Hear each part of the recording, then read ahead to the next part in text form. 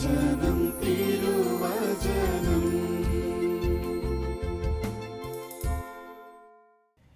ഏറ്റവും സ്നേഹമുള്ള സഹോദരങ്ങളെ, യേശുവിൻ്റെ നാമത്തിന് മഹത്വം ഉണ്ടാകട്ടെ. ഈശോ വിശുദ്ധ കുർബാന സ്ഥാപിച്ചത് എത്രയോ വലിയ അത്ഭുതകരമായ കാര്യമാണ്. എത്ര ധ്യാനിച്ചാലും എത്ര ചിന്തിച്ചാലും മതിവരാത്ത, അത്ഭുതം തീരാത്ത മഹാ അത്ഭുതമാണ് ഓരോ ദിവസവും 4 ലക്ഷത്തോളം അൾത്താരകളിൽ സംഭവിച്ചു കൊണ്ടിരിക്കുന്ന വിശുദ്ധ കുർബാന. ഈ വിശുദ്ധ കുർബാനയെ ധ്യാനിക്കുന്ന ഒരു വചന ശുശ്രൂഷയിലൂടെ നമ്മൾ കടന്നു പോകാനിരിക്കുകയാണ്. കർത്താവ് പെട്ടെന്നൊരു ദിവസം അങ്ങോട്ട് വിശുദ്ധ കുർബാന സ്ഥാപിച്ചു എന്നല്ല നമ്മൾ മനസ്സിലാക്കേണ്ടത്. മറിച്ച് വർഷങ്ങളായി കർത്താവ് വിശുദ്ധ കുർബാനയ്ക്ക് വേണ്ടി ഇസ്രായേൽ ജനത്തെ ഒരുക്കി. അങ്ങനെയാണ് വിശുദ്ധ കുർബാന അത്ഭുതകരമായി അപ്പം, യേശു ക്രിസ്തു, ദിവ്യകാരുണ്യം കുർബാനയായി മാറിയത്. അപ്പോൾ നമ്മളൊന്ന് ചിന്തിക്കാൻ പോവുകയാണ്, എങ്ങനെയാണ് ഈശോ ഈ അത്ഭുതത്തിലേക്ക് ജനത്തെ ഒരുക്കി കൊണ്ടുവന്നത്. നമ്മളും എന്തുമാത്രം ഒരുങ്ങണം ഈ വിശുദ്ധ കുർബാനയെ മനസ്സിലാക്കാനായിട്ട്. ഈ ഒരു മാനസികമായ അവസ്ഥയിലേക്ക് നമുക്ക് കടക്കാം. പക്ഷേ നമുക്ക് പ്രാർത്ഥിക്കാം. കർത്താവായ ഈശോയെ, അനേക വർഷങ്ങൾ കർത്താവെ നീ ഒരുക്കി ജനത്തെ വിശുദ്ധ കുർബാനയുടെ അഭിഷേകത്തിലേക്ക് കടന്നു വരാൻ, വിശുദ്ധ കുർബാനയുടെ ശക്തിയിലേക്ക് കടന്നു വരാൻ കർത്താവെ നീ ഒരുക്കിയതുപോലെ ഇന്ന് ഞങ്ങളെയും ഒരുക്കണമേ ഈശോയെ. ഞങ്ങളുടെ മനസ്സിനെ ഒരുക്കണമേ ഈശോയെ. ഞങ്ങളുടെ ഹൃദയത്തെ, ആത്മാവിനെ ഒരുക്കണമേ ഈശോയെ. ഈ അപ്പം ക്രിസ്തുവാണെന്ന്, ഞങ്ങളുടെ രക്ഷകനായ ദൈവമാണെന്ന് വിശ്വസിക്കാൻ ഞങ്ങളുടെ ഹൃദയത്തെ കർത്താവെ, കല്ലുപോലെ ഇരിക്കുന്ന ഹൃദയത്തെ നീ മാംസളമാക്കി മാറ്റണമേ. എസെക്കിയേലിൻ്റെ പുസ്തകത്തിൽ പറയുന്നത് പോലെ നിൻ്റെ ഹൃദയം കല്ല് പോലെയല്ല, മാംസളമാക്കി ഞാൻ മാറ്റും. കർത്താവേ, ഈ സമയം ഈ അത്ഭുതകരമായ അനുഭവം ഞങ്ങൾക്കെല്ലാവർക്കും ഉണ്ടാകട്ടെ.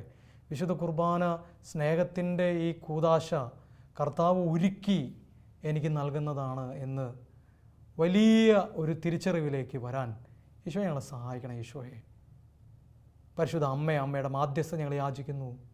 നന്മ നിറഞ്ഞ മറിയമേ സ്വസ്തി, കർത്താവ് അങ്ങയുടെ കൂടെ സ്ത്രീകളിൽ അങ്ങ് അനുഗ്രഹിക്കപ്പെട്ടവളാകുന്നു. അങ്ങയുടെ ഉദരത്തിൽ ഫലമായി ഈശോ അനുഗ്രഹിക്കപ്പെട്ടവനാകുന്നു. പരിശുദ്ധ മറിയമേ തമ്പുരാൻ്റെ അമ്മേ, പാപികളായ ഞങ്ങൾക്ക് വേണ്ടി എപ്പോഴും ഞങ്ങളുടെ മരണസമയത്തും തമ്പുരാനോട് അപേക്ഷിച്ചു കൊള്ളണമേ. ആമേൻ. പിതാവിൻ്റെയും പുത്രൻ്റെയും പരിശുദ്ധാത്മാവിൻ്റെയും നാമത്തിൽ ആമേൻ. സഹോദരങ്ങളെ, ദൈവം നിങ്ങളെല്ലാം സമൃദ്ധമായി അനുഗ്രഹിക്കട്ടെ. ഒരു വചനം വ്യാഖ്യാനിക്കുമ്പോൾ, പുതിയ നിയമം വ്യാഖ്യാനിക്കുമ്പോൾ പഴയ നിയമത്തിൻ്റെയും, പഴയ നിയമം വ്യാഖ്യാനിക്കുമ്പോൾ അതിൻ്റെ പൂർണ്ണത പുതിയ നിയമത്തിൽ കാണുന്നതിൻ്റെയും ആവശ്യകത സഭാപിതാക്കന്മാർ നമ്മളെ പഠിപ്പിച്ചിട്ടുണ്ട്. അതുകൊണ്ട് ഒരു തിരുവചനം നമ്മൾ വ്യാഖ്യാനിക്കുമ്പോൾ എപ്പോഴും നമ്മുടെ മനസ്സിൽ ഈശോ എന്തുകൊണ്ടായിരിക്കണം, എങ്ങനെയായിരിക്കണം, പിതാവായ ദൈവത്തിന് പദ്ധതി എന്തായിരിക്കണം എന്നുള്ള ചിന്ത നമ്മുടെ മനസ്സിലുണ്ടാകണം. വിശുദ്ധ കുർബാന ഈശോ സ്ഥാപിച്ചത് പെട്ടെന്നൊരു ദിവസം വന്ന് അപ്പമെടുത്ത് ഇതെൻ്റെ ശരീരമാകുന്നു, ഇതെൻ്റെ രക്തമാകുന്നു എന്ന് പറഞ്ഞിട്ടല്ല. പഴയ നിയമത്തിലൂടെ ഈശോ ജനത്തെ മുഴുവൻ ഒരുക്കി ഇതെൻ്റെ ശരീരമാകുന്നു എന്ന് പറയുമ്പോൾ എന്താണ് സംഭവിക്കുക എന്ന് വിശ്വസിക്കത്തക്ക വിധത്തിൽ വലിയ ഒരു അഭിഷേകം പഴയ നിയമത്തിലൂടെ കർത്താവ് കൊണ്ടുവന്നിട്ടുണ്ട്. നമുക്കൊന്ന് കടന്നു പോകാം. നമ്മൾ വിശുദ്ധ കുർബാനയെ ആഴമായി മനസ്സിലാക്കാനായിട്ട് ആഗ്രഹിക്കുന്ന ആളുകളാണ്. ഞാൻ വചനം മാത്രമേ പറയുന്നുള്ളൂ സഹോദരങ്ങളെ, വചനത്തിലൂടെ മാത്രമേ കടന്നു പോകുന്നുള്ളൂ. വേറെ അനുഭവങ്ങളിലേക്കോ വേറെ അത്ഭുതങ്ങളിലേക്കോ ഒന്നും കടന്നു പോകുന്നില്ല. ധാരാളം അത്ഭുതങ്ങളുണ്ട്. നമുക്കറിയാം, വിശുദ്ധ കുർബാനയുടെ 100ഓളം അത്ഭുതങ്ങൾ സഭ ഔദ്യോഗികമായി അംഗീകരിച്ച അത്ഭുതങ്ങളുണ്ട്. അതിലേക്കൊന്നും ഞാൻ പോകുന്നില്ല. വചനത്തിലൂടെ മാത്രം ഒന്ന് കടന്നു പോകാനായിട്ട് പരിശ്രമിക്കുകയാണ്. ഈശോയുടെ വാക്കിലൂടെ വന്ന, ഈശോയുടെ നാവിലൂടെ വന്ന അറിവിനെ ഉദ്ധരിച്ചുകൊണ്ട് പഴയ നിയമത്തിലേക്ക് നമുക്കൊന്ന് കടന്നു പോകാം. മത്തായിയുടെ സുവിശേഷം 12-ാമത്തെ അധ്യായത്തിൽ ഇങ്ങനെ പറയുന്നു: അക്കാലത്ത് ഒരു സാപത്തിൽ യേശു ഗോതമ്പ് വയലിലൂടെ കടന്നു പോവുകയായിരുന്നു. അവൻ്റെ ശിഷ്യന്മാർക്ക് വിശന്നു. അവർ കതിരുകൾ പറിച്ച് തിന്നാൻ തുടങ്ങി. ഭക്ഷണം തിന്നാൻ തുടങ്ങി. ഫരിസേയർ ഇത് കണ്ട് അവനോട് പറഞ്ഞു: നോക്കൂ, സാപത്തിൽ നിഷിദ്ധമായത് നിൻ്റെ ശിഷ്യന്മാർ ചെയ്യുന്നു. ശിഷ്യന്മാരെ പരിഹസിക്കുകയും അവരെ കുറ്റപ്പെടുത്തുകയും ചെയ്യുന്നു. ഈശോ പറഞ്ഞു: അവൻ പറഞ്ഞു, വിശന്നപ്പോൾ ദാവീദും അനുചരന്മാരും എന്താണ് ചെയ്തതെന്ന് നിങ്ങൾ വായിച്ചിട്ടില്ലേ? ഇപ്പോൾ ഈശോ പഴയ നിയമത്തിലേക്ക് പോവുകയാണ് കേട്ടോ. ഈശോ പഴയ നിയമത്തിലേക്ക് പോവുകയാണ്. ഈശോ എപ്പോഴും അങ്ങനെ ചെയ്തിരുന്നു, എപ്പോഴും.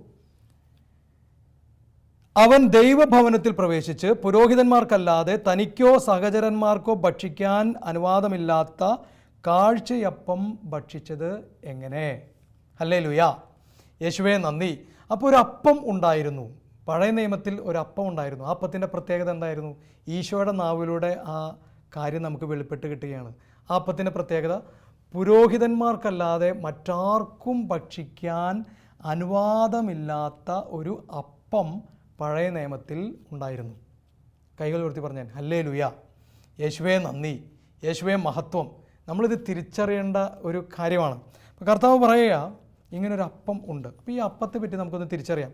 സാമുവേലിൻ്റെ പുസ്തകം എടുത്ത് വായിച്ചു കഴിഞ്ഞാൽ സഹോദരങ്ങളെ ഈ കോണ്ടെക്സ്റ്റൊക്കെ നമുക്ക് മനസ്സിലാവും. അതിലേക്കൊന്നും ഞാൻ പോകുന്നില്ല, മറിച്ച് പഴയ നിയമത്തിലേക്ക് ഈ കാഴ്ചയപ്പത്തിൻ്റെ കാര്യത്തിലേക്ക് നമ്മൾ കടക്കാൻ പോവുകയാണ്. പുറപ്പാടിൻ്റെ പുസ്തകം 25-ാമത്തെ അധ്യായം 30-ാമത്തെ തിരുവചനം. ഈ കാഴ്ചയപ്പം എന്താണെന്ന് നമ്മൾ മനസ്സിലാക്കുക. പുറപ്പാടിൻ്റെ പുസ്തകം 25-ാമത്തെ അധ്യായം 30-ാമത്തെ തിരുവചനം. ഹല്ലേലൂയ, യേശുവേ നന്ദി. യേശുവിൻ്റെ നാവിൽ നിന്ന് വന്ന ഈ അപ്പത്തെപ്പറ്റി, കാഴ്ചയപ്പത്തെപ്പറ്റി നമ്മൾ മനസ്സിലാക്കാൻ പോവുകയാണ്. കാരണം എന്താണെന്നറിയാമോ? കർത്താവ് അടുത്തുള്ള തിരുവചനം 12-ാമത്തെ അധ്യായത്തിൽ തന്നെ കർത്താവ് പറയുന്നുണ്ട്, ഇതാ ഇവിടെ ഈ ദേവാലയത്തേക്കാൾ ശ്രേഷ്ഠമായ ഒന്ന് ഉണ്ട്. അതാരാണ്? ഈശോയാണ്. ഈ ദേവാലയത്തേക്കാൾ, ഈ കാഴ്ചയപ്പത്തേക്കാൾ, ദേവാലയത്തിലാണ് ഈ കാഴ്ചയപ്പം സൂക്ഷിക്കുന്നത്, ഈ കാഴ്ചയപ്പത്തേക്കാൾ, ഈ ദേവാലയത്തേക്കാൾ ശ്രേഷ്ഠമായ ഒന്ന് ഉണ്ട്. അതുകൊണ്ട് ഈ കാഴ്ചയപ്പം എന്താണെന്ന് മനസ്സിലാക്കിയാൽ അതിനേക്കാൾ എത്രയോ ശ്രേഷ്ഠമായ അപ്പമാണ് വിശുദ്ധ കുർബാന എന്ന് നമുക്ക് മനസ്സിലാക്കാൻ പറ്റും. ഈശോയുടെ മനസ്സ് കാണാൻ പറ്റും. ഈശോ അപ്പോൾ പഴയ നിയമത്തിലൂടെ ഈശോയുടെ മനസ്സിങ്ങനെ കൊണ്ടുപോകാം. നമുക്കത് കാണണ്ടേ? ഈശോ എന്താണ് ഉദ്ദേശിക്കുന്നത് തിരിച്ചറിയണ്ടേ? ഈശോ എന്തുകൊണ്ടാണ് കാഴ്ചയപ്പത്തെ പറ്റി പറഞ്ഞുകൊണ്ട് അതിനേക്കാൾ ശ്രേഷ്ഠമായ ഒന്നുണ്ട് എന്ന് ഈശോ പറഞ്ഞതെന്ന് തിരിച്ചറിയണ്ടേ? അപ്പോൾ 25-ാമത്തെ അധ്യായം 30-ാമത്തെ വാക്യത്തിൽ ഇങ്ങനെ പറയുന്നു, കാഴ്ചയപ്പം, തിരുസാന്നിധ്യത്തിൻ്റെ അപ്പം എപ്പോഴും എൻ്റെ മുൻപാകെ മേശപ്പുറത്ത് വയ്ക്കണം. മുഴുവൻ സമയവും തിരുസാന്നിധ്യത്തിൻ്റെ അപ്പം ദേവാലയത്തിൽ ഉണ്ടാകണം. അതിൻ്റെ മുൻപിൽ മുഴുവൻ സമയവും ഒരു വിളക്ക് കാലിൽ വിളക്ക് തെളിഞ്ഞിരിക്കണം. ഹല്ലേലൂയ, യേശുവേ നന്ദി. സഹോദരങ്ങളെ, പുറപ്പാടിൻ്റെ പുസ്തകം 25-ാമത്തെ അധ്യായത്തിൽ എന്താണ് സംഭവിക്കുന്നതെന്ന് നമുക്കൊന്ന് മനസ്സിലാക്കാനായിട്ടൊന്ന് പരിശ്രമിക്കാം. നമ്മൾ കർത്താവിൻ്റെ വചനത്തിലൂടെ കടന്നു പോകുന്നത്. കർത്താവ് നേരിട്ട് മോശയോട് പറഞ്ഞ കാര്യങ്ങളാണ്. സീനാൻ മലയിൽ വെച്ച് കർത്താവ് മോശയുടെ അടുത്ത് പഠിപ്പിച്ചു കൊടുക്കുകയാണ്. അതുകൊണ്ട് ഇതിന് വലിയ പ്രത്യേകതയുണ്ട്. കർത്താവ് നേരിട്ട് 40 ദിവസം മോശയെ സീനാൻ മലയിൽ വെച്ച് പഠിപ്പിച്ചു കൊടുക്കുന്ന കാര്യങ്ങളാണ് നമ്മളിപ്പോൾ തിരിച്ചറിയാനായിട്ട് പോകുന്നത്, മനസ്സിലാക്കാനായിട്ട് പോകുന്നത്. അങ്ങനെ കർത്താവിൻ്റെ നേരിട്ടുള്ള പഠനമാണെന്ന് നമ്മൾ തിരിച്ചറിയണം. കർത്താവ് നേരിട്ട് പഠിപ്പിച്ചു കൊടുക്കുന്നത്. അതുകൊണ്ട് വലിയ പ്രാധാന്യം ഇതിന് ഉണ്ട്. കർത്താവ് പറയുകയാണ് മോശയുടെ അടുത്ത്, മോശേ നീ ഒരു കൂടാരം ഉണ്ടാക്കണം. ഹല്ലേലൂയ, യേശുവേ നന്ദി, യേശുവേ നന്ദി.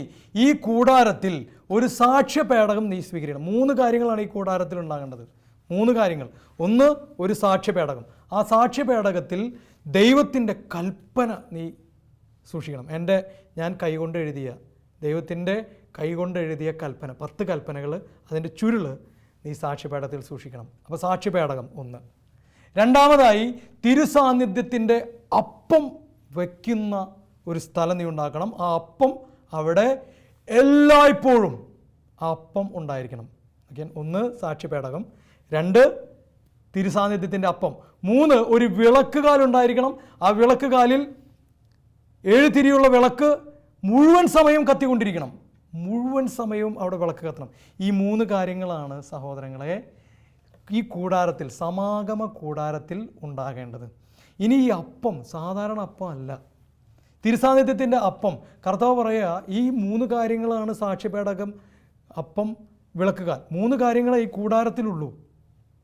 സാധാരണ കൂടാരം അല്ല ഇത്. അത് ഞാൻ കുറച്ചുകൂടി കഴിയുമ്പോൾ നിങ്ങളെടുത്ത് അത് പറയാം. അപ്പോൾ കർത്താവിൻ്റെ വലിയ അഭിഷേകമുള്ള ഈ അപ്പം, കൽപ്പനകൾ എഴുതിയ ഫലകം, വിളക്കുകാൽ, 7 തിരികൾ മുഴുവൻ സമയം കത്തുന്ന ഈ തിരി, ഇതാണ് കൂടാരത്തിൽ ഉണ്ടാകേണ്ടത്. ഹല്ലേലൂയ, യേശുവെ നന്ദി, യേശുവെ മഹത്വം. ഈ തിരുസാന്നിധ്യത്തിൻ്റെ അപ്പം എവിടെയാണ് വെക്കേണ്ടത്? കർത്താവിന് വചനം പറയുക, ഒരു പൊൻ മേശമേൽ വെക്കണം. സാധാരണ മേശയിൽ വെക്കരുത്, ഒരു പൊന്നിൻ്റെ മേശ നീ ഉണ്ടാക്കണം. അതിൻ്റെ വലിപ്പം എന്താണ്, അതിൻ്റെ ആകൃതി എന്താണ്, അതിൻ്റെ പ്രത്യേകതകൾ എന്താണ്, അതൊക്കെ 25-ാമത്തെ അധ്യായത്തിൽ കർത്താവ് പഠിപ്പിച്ചു കൊടുക്കുന്നുണ്ട് മോശയെ. നിങ്ങൾക്ക് താല്പര്യമുണ്ടെങ്കിൽ എടുത്ത് വായിക്കാം സഹോദരങ്ങളെ. കർത്താവ് വളരെ വ്യക്തമായി മൈന്യൂട്ട് ഡീറ്റെയിൽസ് പഠിപ്പിച്ചു കൊടുക്കണം. ഇത് അത്രയും പ്രധാനപ്പെട്ടതായതുകൊണ്ടാണ് കർത്താവ് ഇതിൻ്റെ മൈന്യൂട്ട് ഡീറ്റെയിൽസ് പഠിപ്പിച്ചു കൊടുക്കുന്നത്. അല്ലെങ്കിൽ ഇതിന് മൈന്യൂട്ട് ഡീറ്റെയിൽസ് പഠിപ്പിച്ചു കൊടുക്കേണ്ട കാര്യമില്ല. ഓരോ മൈന്യൂട്ട് ഡീറ്റെയിൽസ്, സാക്ഷ്യപേടകം എങ്ങനെയായിരിക്കണം, അതിൻ്റെ മുകളിൽ 2 കെരൂബുകൾ ഉണ്ടായിരിക്കണം, 2 കെരൂബുകൾ മുഖത്തോട് മുഖം നോക്കിയിരിക്കണം. ഓരോ കൊച്ചു കാര്യങ്ങൾ കർത്താവ് വളരെ ഡീറ്റെയിൽഡ് ആയിട്ട് മോശയ്ക്ക് പഠിപ്പിച്ചു കൊടുക്കുകയാണ്. അതുകൊണ്ട് അത്രയും പ്രധാനപ്പെട്ടതാണ് ഈ കാര്യം എന്ന് നമ്മൾ തിരിച്ചറിയണം സഹോദരങ്ങളെ. ഈ പൊൻമേശയിലാണ് ഈ തിരുസാന്നിധ്യത്തിൻ്റെ അപ്പം വെക്കുന്നത്. എന്താ ഇതിൻ്റെ പ്രത്യേകത? ഈ കൂടാരത്തിൻ്റെ പ്രത്യേകത, കൂടാരത്തിന് വലിയൊരു പ്രത്യേകതയുണ്ട്. പുറപ്പാടിൻ്റെ പുസ്തകം നിങ്ങളെടുത്ത് വായിക്കുക. പുറപ്പാടിൻ്റെ പുസ്തകം ഏറ്റവും അവസാനത്തെ അധ്യായം, 40-ാം അധ്യായത്തിൽ 34-ാമത്തെ തിരുവചനം നിങ്ങളെടുത്ത് തുടങ്ങി വായിക്കുക. അപ്പോൾ ഒരു മേഘം സമാഗമ കൂടാരത്തെ ആവരണം ചെയ്തു.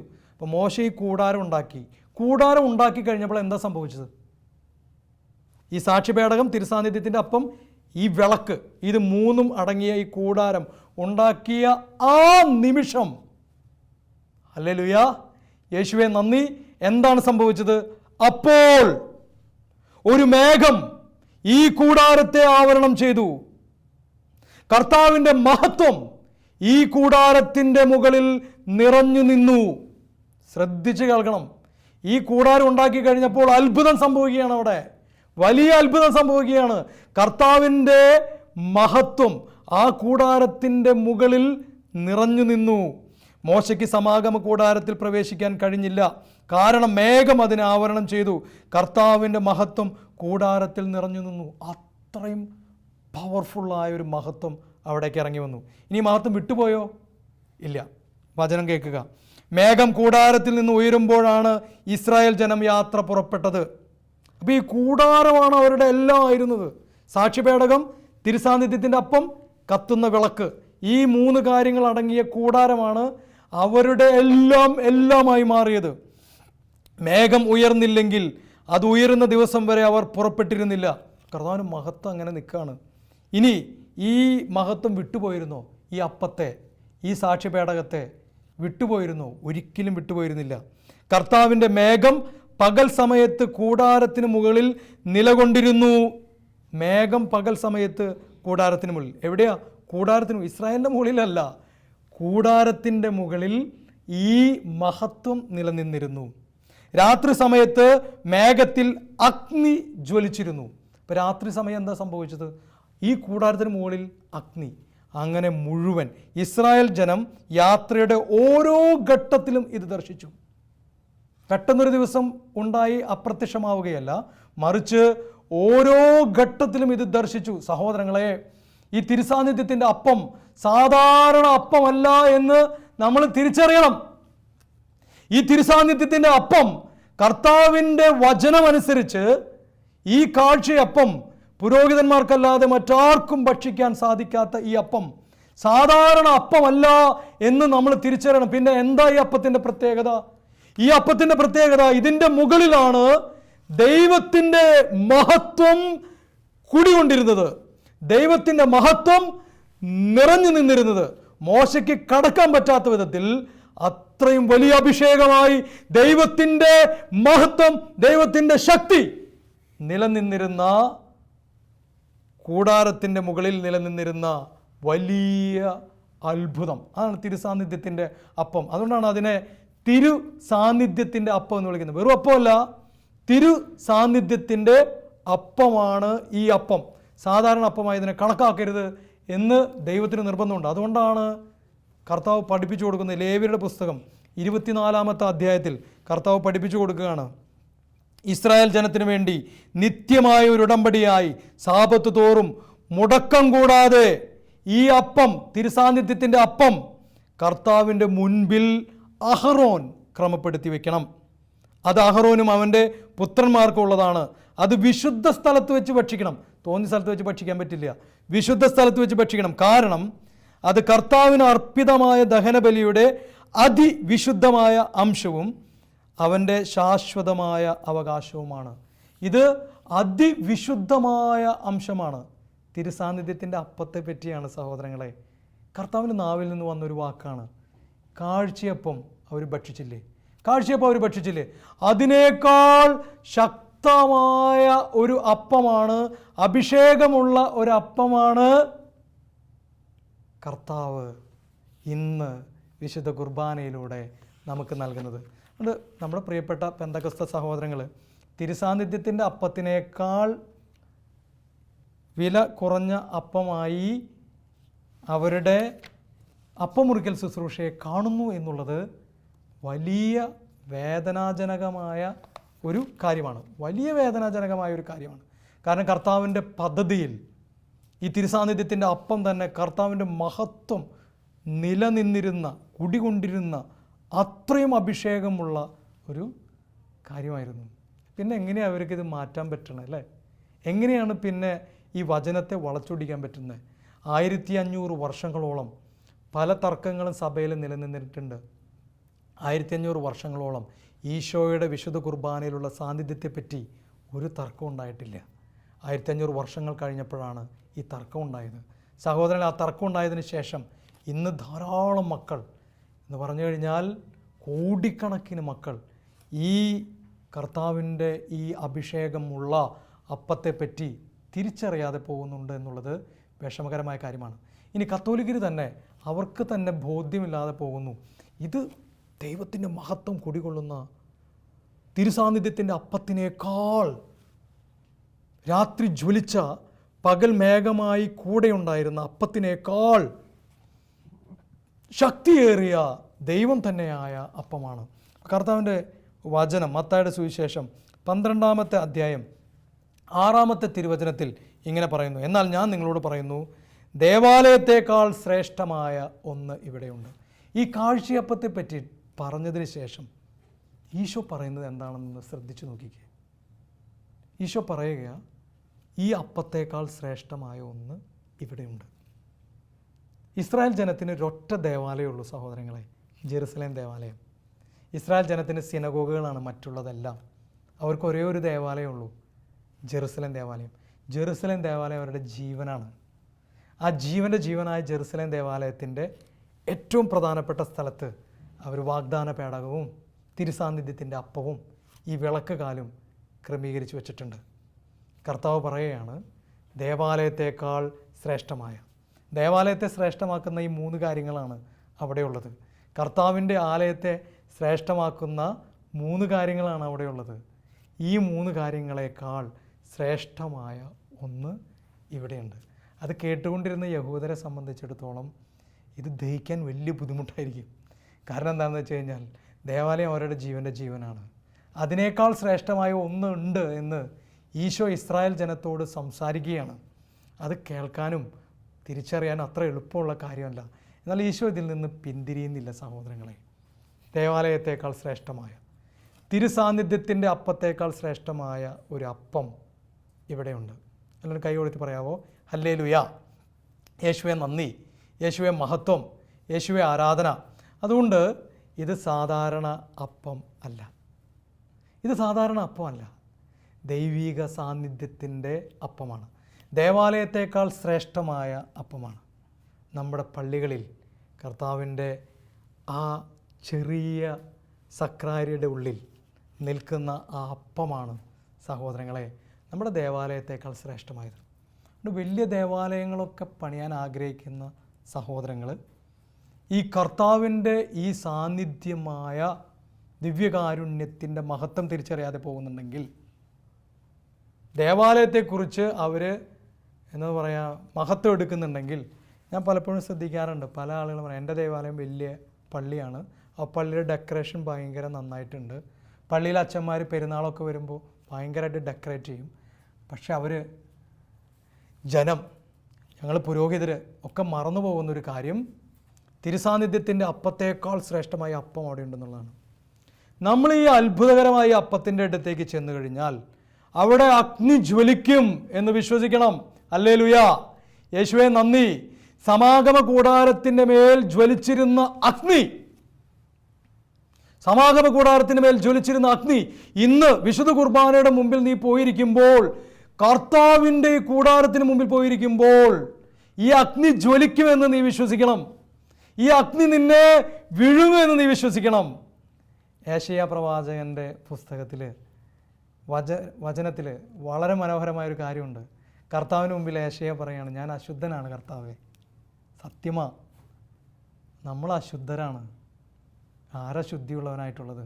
റോമാലേഖനം 3-ാമത്തെ അധ്യായം 10-ാമത്തെ തിരുവചനം തുടങ്ങിയുള്ള വചനങ്ങളിൽ നമ്മൾ വായിക്കുന്നത് പോലെ നല്ലവനായ ആരുമില്ല, ഒരുവൻ പോലുമില്ല. എല്ലാവരും വീണു പോയിരിക്കുന്നു, തെറ്റുപറ്റിയിരിക്കുന്നു. യേശയ്യാ പ്രവാചകൻ അത് തന്നെ പറഞ്ഞു, ഞാൻ അശുദ്ധനാണ് കർത്താവേ. വലിയ പ്രവാചകനാണ് ഇത് പറയുന്നത്. ഞാൻ അശുദ്ധനാണ്, അശുദ്ധമായ അധരങ്ങളുള്ളവരുടെ മധ്യ വസിക്കുന്നവനാണ്. കർത്താവ് ഉടനെ തന്നെ ഒരു തീക്കട്ട കൊടിലെടുത്തുകൊണ്ട് ഒരു മാലാക ആ പ്രവാചകൻ്റെ നാവിൽ തൊട്ടു. നീ ശുദ്ധിയുള്ളവനായിരിക്കുന്നു. ഹല്ലേലൂയാ, യേശുവേ നന്ദി, യേശുവേ മഹത്വം. ഇന്ന് ഈ അഗ്നി മലങ്കര കുർബാനയിൽ പറയുന്ന പോലെ വിശുദ്ധ കുർബാന കൊടുക്കുമ്പോൾ തീക്കട്ട കർത്താവിൻ്റെ തീക്കട്ടയാണ്, കർത്താവ് തന്നെയാണത്. ഈ അഗ്നി നമ്മെ വിഴുങ്ങട്ടെ. അപ്പോൾ തളർന്നിരിക്കുന്ന ചാരം പോലെ ആയിരിക്കുന്ന നമ്മുടെ ജീവിതവും കൊണ്ട് വിശുദ്ധ കുർബാനയുടെ മുമ്പിൽ പോയാൽ വചനത്തിൻ്റെ അഭിഷേകം അനുസരിച്ച്, കർത്താവിൻ്റെ തിരുവചനം അനുസരിച്ച് എൻ്റെ പ്രിയമുള്ള മക്കളെ അവിടെ അഗ്നി ജ്വലിക്കും. ഇനി കർത്താവിൻ്റെ കുർബാന പറയുന്നതിനനുസരിച്ചല്ലാതെ ഒന്നും ചെയ്യാൻ പാടില്ല. പുറപ്പാടിൻ്റെ പുസ്തകം 40-ാമത്തെ അധ്യായത്തിൽ പറഞ്ഞില്ലേ, മേഘം ആ കൂടാരത്തിൽ ഇങ്ങനെ നിന്ന് കഴിഞ്ഞപ്പോൾ ഇസ്രായേൽ ജനം എങ്ങോട്ടും പോയില്ല. മേഘം ഉയർന്നു കഴിഞ്ഞപ്പോൾ അവർ യാത്ര ചെയ്തു എന്ന് പറയുന്നത് പോലെ വിശുദ്ധ കുർബാനയോട് ചേർന്ന് വേണം നമ്മൾ ജീവിക്കാൻ. വിശുദ്ധ കുർബാനയോട് പോയി ചോദിക്കുക, ഞാൻ എന്താ ചെയ്യേണ്ടത്? കുർബാന നമുക്ക് പറഞ്ഞു തരും. ഈശോ തന്നെയാണ് അവിടെ. ഈശോ പറഞ്ഞു തരും. ഈശോ നമ്മളെ അഗ്നിയാൽ ജ്വലിപ്പിക്കും. ഈശോ നമ്മെ ആശ്വസിപ്പിക്കും. ഈശോ നമ്മെ മുന്നോട്ട് നയിക്കും. സഹോദരങ്ങളെ, ഈ വലിയ അഭിഷേകത്തിലേക്ക്, വിശുദ്ധ കുർബാനയുടെ അഭിഷേകത്തിലേക്ക് കർത്താവ് നമ്മളെ കൊണ്ടുപോകട്ടെ. ഒരു നിമിഷം കണ്ണുകൾ അടയ്ക്കാം.